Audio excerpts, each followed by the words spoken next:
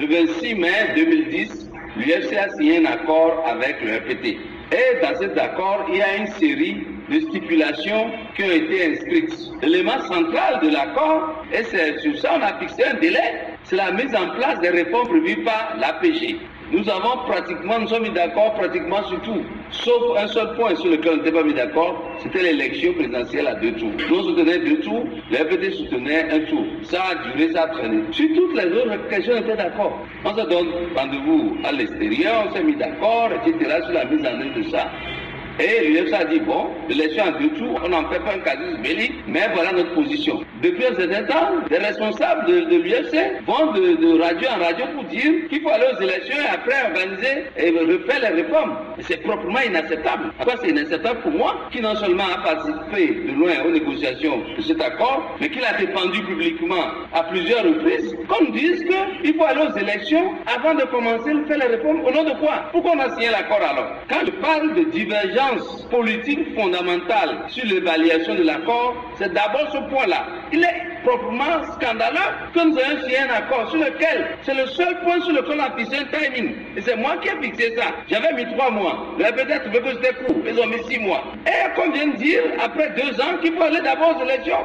Mais c'est se moquer du monde. Donc il est pour moi impossible de m'inscrire dans une telle logique. C'est ça la raison fondamentale. Ensuite, maintenant, vous le savez, tous les autres points de l'accord n'ont pas été mis en œuvre. Nous nous sommes mis d'accord sur le nombre de directeurs généraux qu'on doit avoir de manière précise, le nombre d'ambassadeurs de manière précise, y compris les pays. Et on a signé l'accord pour participer à la gestion.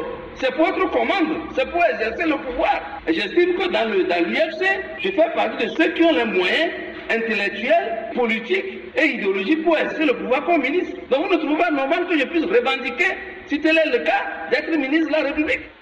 Isaac Ekpe, c'est le seul qui m'a soutenu. Le président national et l'ensemble a estimé que je ne devais pas défendre Pachanya Sigbe. Je lui ai dit, mais de quel droit? Moi, je suis constitué pour Pachanya Sigbe avant même qu'on ait signé cet accord avec le FPT. En plus, c'est mon travail, c'est mon job, l'avocature. Et ça a été très dur. On a des discussions où j'ai dit non, vous ne pouvez pas m'imposer le choix que j'ai fait de ma profession et la fidélité au serment que j'ai prêté. Alors, j'ai écrit une lettre de mise en congé. Je me suis mis en congé de mes responsabilités. Et c'est ce qui avait été traduit à l'époque. On disait que j'ai démissionné. En fait, c'était pas ça. Donc j'ai dit qu'il n'y ait pas d'amalgame, je me mets en congé de mes responsabilités jusqu'à la fin du procès. Et c'est ce que j'ai fait. Mais ça n'a pas plu aux gens de la direction. Et j'étais buté, je ne sais pas dans quel intérêt. Et pourtant, moi, je l'ai fait d'analyse politique, de savoir qu'ils ont intérêt à me laisser faire, en disant que moi, j'ai fait mon travail de... Ça ne les regarde pas. Mais ils veulent m'imposer que moi, je me comporte. Ah ben, il ne faut pas exagérer.